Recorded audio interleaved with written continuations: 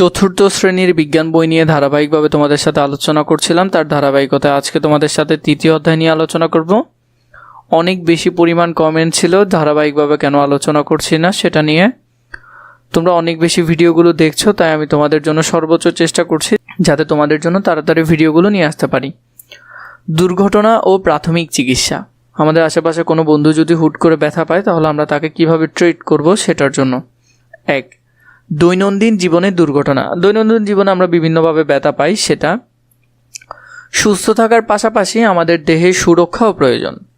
নানান রকম দুর্ঘটনার কারণে আমাদের জীবনে সুরক্ষা নষ্ট হয়।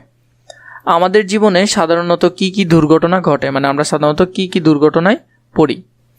কাজ: দুর্ঘটনার নামের তালিকা তৈরি করা।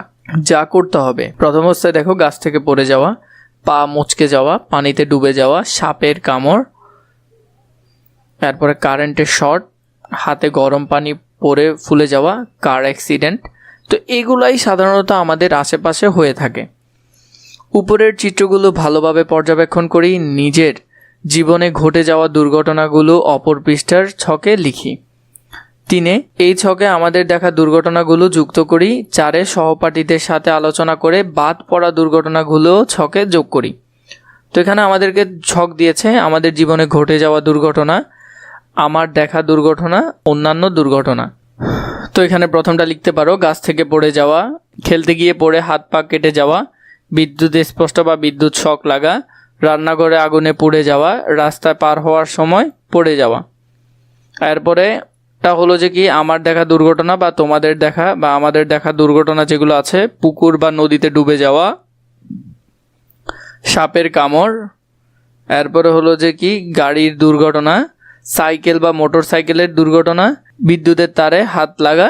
এইসব দুর্ঘটনাগুলো সাধারণত আমরা দেখি বা আমাদের সাথে হয়ে থাকে। এরপরে হলো যে 3 নম্বরে অন্যান্য যেসব দুর্ঘটনা আছে যেগুলো লিখবে, ভূমিকম্পের দুর্ঘটনা, বজ্রপাত, হঠাৎ অগ্নিকাণ্ড, ভবন ধসে পড়া, আকস্মিক প্রাকৃতিক দুর্যোগ, এগুলা সুন্দর করে এই বক্সের মধ্যে লিখে ফেলবে। সার সংক্ষেপ যেটা আছে, বিভিন্ন সময় আমাদের জীবনে বিভিন্ন ধরনের দুর্ঘটনা ঘটে, যেমন শরীরের কোনো অংশে কেটে যাওয়া, হাড় ভেঙে বা মচকে যাওয়া, আগুনে পুড়ে যাওয়া, সাপে কাটা, পানিতে ডুবে যাওয়া, বিদ্যুতায়িত হওয়া ইত্যাদি।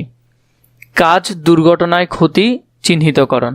যা করতে হবে, দুর্ঘটনায় সাধারণভাবে যা যা ক্ষতি হয় সেগুলো নিজে ভেবে ও সহপাঠীদের সাথে আলোচনা করে ডায়াগ্রামের শূন্যস্থানে লিখি। তো এখানের মধ্যে আমাদেরকে একটা ডায়াগ্রাম দিয়েছে, এখানে যে শূন্যস্থান আছে এখানে লিখতে বলেছে।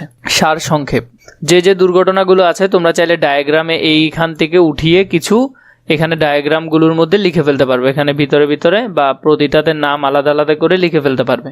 দুর্ঘটনা আমাদের জীবনের স্বাভাবিকতা ও নিরাপত্তার ব্যাঘাত ঘটায়। এর ফলে আমাদের স্বাস্থ্যের ক্ষতি হয়, কখনো এতে মৃত্যু ঝুঁকিও থাকে। দুর্ঘটনার ক্ষতি সম্পর্কে আরও কিছু জানি। গাছ থেকে পড়ে আঘাত লেগে আমাদের দেহের কোনো অংশ কেটে বা ভেঙে যেতে পারে, ফলে অঙ্গহানি, রক্তপাত, এমনকি মৃত্যুও হতে পারে। আগুন লাগলে শরীরের নানা অংশ পুড়ে যায়, গভীর ক্ষত সৃষ্টি হয়, এমনইভাবে মৃত্যুও হতে পারে। সাপের কামড়েও মৃত্যুর ঝুঁকি থাকে। সাপের বিষ রক্তে মিশে গিয়ে শ্বাসকষ্ট ও অঙ্গে পচন সৃষ্টি করতে পারে। রোগীর পক্ষাঘাতেও হতে পারে। তড়িতাহত হলে আমাদের দেহের ত্বক, পেশি, স্নায়ু, হৃৎপিণ্ড ও ফুসফুসের ক্ষতি হয়, এতে মৃত্যু ঝুঁকিও থাকে।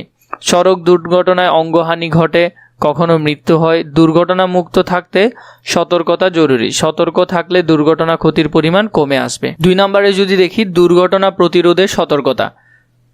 আমরা কিভাবে দুর্ঘটনা প্রতিরোধ করতে পারি।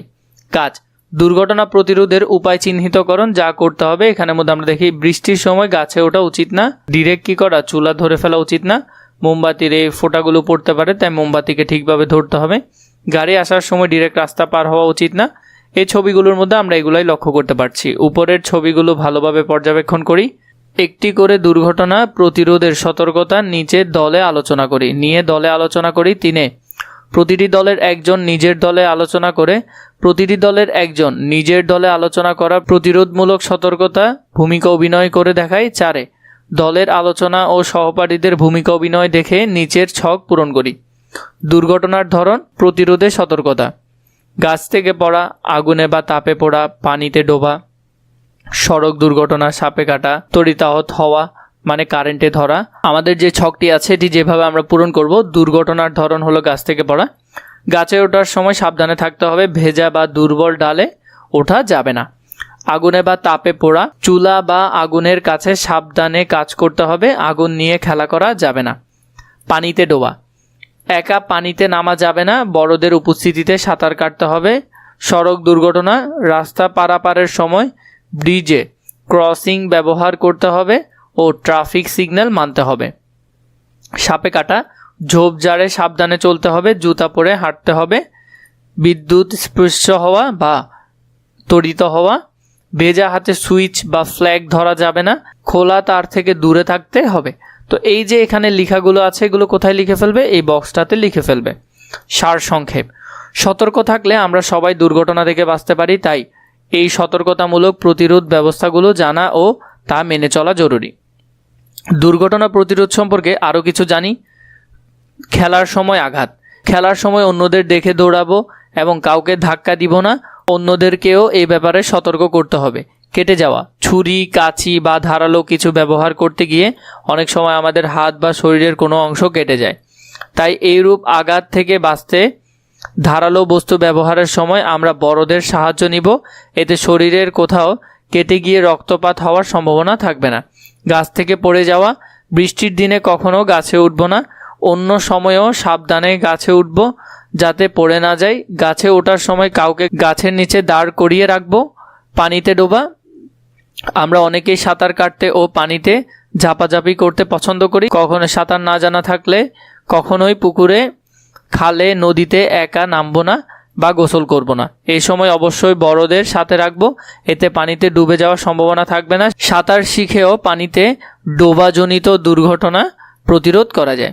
আগুনজনিত দুর্ঘটনা, খালি হাতে গরম কিছু ধরবো না, অনেক সময় বৈদ্যুতিক শর্ট সার্কিট থেকে আগুন লেগে যায়, এই ক্ষেত্রে বাড়ির বৈদ্যুতিক তার ও সংযোগের ব্যাপারে সাবধান থাকবো। দিয়াশলাই, জ্বলন্ত বিড়ি বা সিগারেট ও চুলা ইত্যাদি থেকে ঘর, বাড়ি বা স্থাপনায় আগুন লেগে যায়। অগ্নিকাণ্ডের দুর্ঘটনা প্রতিরোধে দিয়াশলাই বা আগুনের কোনো উৎস যেমন কুপি, হারিকেন, মোমবাতি ইত্যাদি নিয়ে খেলবো না। সহজে আগুন লাগে এমন কিছু যেমন কাগজ, কাপড়, কাঠ ইত্যাদি আগুনের কাছ থেকে দূরে রাখবো। এই ধরনের সতর্কতা অবলম্বন করলে দুর্ঘটনা ঘটার সম্ভাবনা কমে যায়। তড়িতাহত হওয়া বা বিদ্যুৎ থেকে শক খাওয়া, ভেজা হাতে বৈদ্যুতিক জিনিস ধরলে শক লাগতে পারে, একে বিদ্যুৎ স্পৃষ্ট হওয়া বলে। এটি এড়াতে বড়দের সাহায্য ছাড়া বা ভেজা হাতে কখনোই বৈদ্যুতিক তার বা কোনো জিনিস ধরবো না। সড়ক দুর্ঘটনা, নিয়ম না মেনে গাড়ি চালানোর সময় সড়ক দুর্ঘটনা ঘটে, সব সময় ডান ও বাম দিকে লক্ষ্য করে সিগন্যাল বাতি দেখে সতর্কভাবে রাস্তা পার হব, এতে দুর্ঘটনা বহু প্রতিরোধ করা যায়। রাস্তায় জেব্রা ক্রসিং অথবা রাস্তার পাশে ফুট ওভার থাকলে অবশ্যই তা ব্যবহার করব।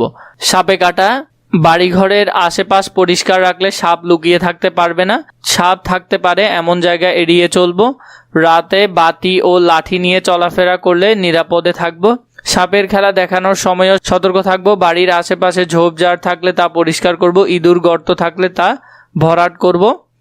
আমাদের দৈনন্দিন জীবনে এই সতর্কতাগুলো মেনে চললে সহজেই বিভিন্ন দুর্ঘটনা প্রতিরোধ করা সম্ভব।